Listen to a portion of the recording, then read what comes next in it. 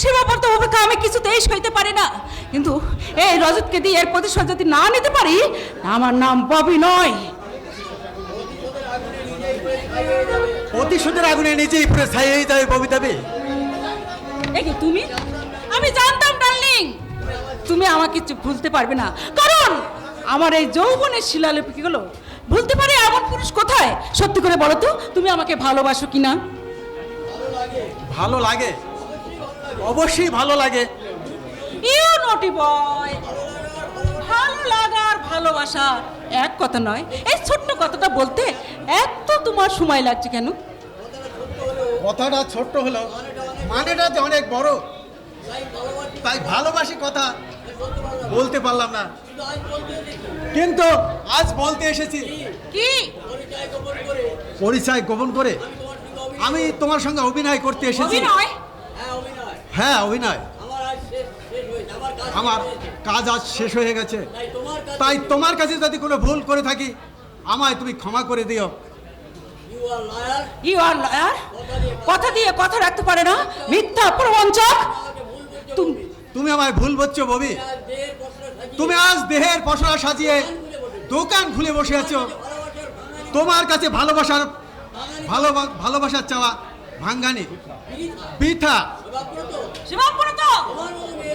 তোমার মতো মেয়েদের যে পুরুষ বিয়ে করে ঘর বাঁধার স্বপ্ন দেখে, সে হয়তো বধূ পাবে কিন্তু ভালোবাসার মধু পাবে না।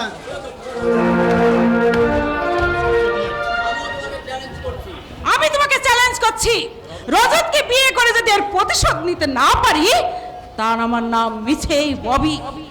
Yes, my name is Bobby. একটা ছেড়ে একটা ধরা আমার হবি।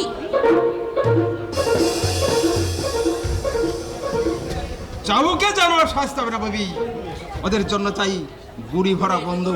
তুমি এসেছো রজত? হ্যাঁ, তো আমি তো তোমার কথাই মনে পড়ছে। তাই নাকি? আচ্ছা, সেদিন তোমার মনে পড়ে সেই দীঘায় বেড়াতে গিয়ে হ্যাঁ। একটা ঢেউ এসে আমার শাড়িটা কেমন ভাসিয়ে নিয়ে গেল?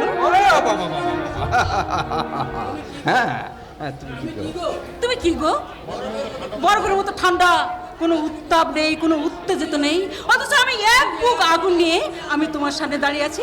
এই, তুমি মদ খাবে না? রজত, তুমি আমাকে বিমুখ করবে? হ্যাঁ, আমি তোমাকে বিমুখ করবো। শোনো ববি, একটা কথা তুমি শোনো ববি, গৃহলক্ষ্মীর মর্যাদা যে মেয়েদের দেওয়া যায়, তুমি সেই মেয়ের পর্যায়ে পড়ো না। তাহলে আমি কোন পর্যায়ে পড়ি? তুমি একটা বড় বনিতার পর্যায়ে পড়ো ববি। বড় বনিতার পর্যায়ে।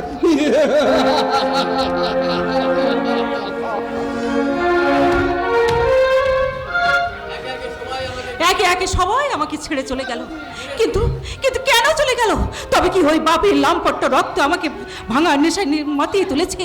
তাই যদি হয়, তাহলে আমার বাপিকে কোনোদিন ক্ষমা করবো না। আমার এই অধঃপতনের জন্য বাপিকে আমি কিছুতেই ক্ষমা করবো না।